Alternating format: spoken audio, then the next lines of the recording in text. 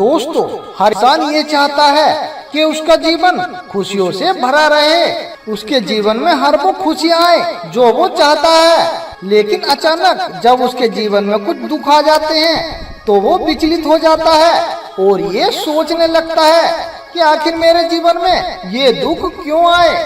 हमारे पुराने ग्रंथों में मनुष्य के कल्याण के लिए कई ऐसे नियम बताए गए हैं जिनको करने से जीवन में सुख समृद्धि और शांति बनी रहती है, जिसके अंतर्गत व्यक्ति के खान पान से लेकर कपड़े पहनने तक कई ऐसे नियमों का जिक्र किया गया है। नियमों की इस कड़ी में एक जरूरी बात ये भी बताई गई है कि कुछ कर्म हमें कभी भी नग्न अवस्था में नहीं करने चाहिए, क्योंकि इसका हमारे जीवन पर बहुत ही गलत प्रभाव पड़ता है। तो आइए आपको बताते हैं वो ऐसे कौन से काम हैं जो हमें नग्न अवस्था में नहीं करने चाहिए।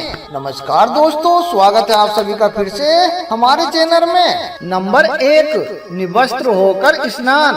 व्यक्ति को कभी भी पूरी तरह नंगे होकर स्नान नहीं करना चाहिए। आप जब भी स्नान करें कम से कम एक छोटा कपड़ा आपके शरीर पर जरूर होना चाहिए, क्योंकि हिंदू मान्यता के अनुसार जल को देवता माना गया है। अगर आप निवस्त्र होकर स्नान करते हैं तो ऐसे में जल देवता का अपमान होता है। ये बात तो हम सभी जानते हैं कि जल हमारे जीवन के लिए कितना महत्वपूर्ण है। जल के बिना जीवन नामुमकिन है। जल है तो ही जीवन है। इसीलिए अगर आप जल देवता को नाराज नहीं करना चाहते तो निवस्त्र होकर कभी भी नहीं नहाना चाहिए। नंबर 2, नंगे होकर सोना।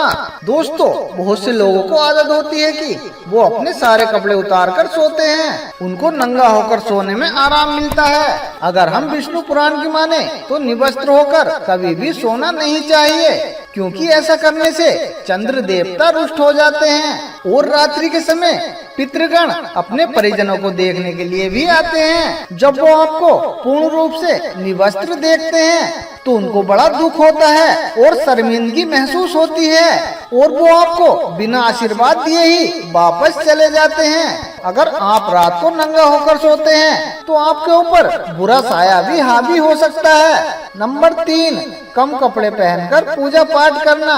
दोस्तों, कुछ लोग नहाने के बाद कच्चे बनियान में ही पूजा पाठ करना शुरू कर देते हैं, क्योंकि उन्हें लगता है कि कपड़े उन्हें अशुभ और अपवित्र बनाते हैं और उन्हें पहनकर पूजा करना सफल नहीं होता।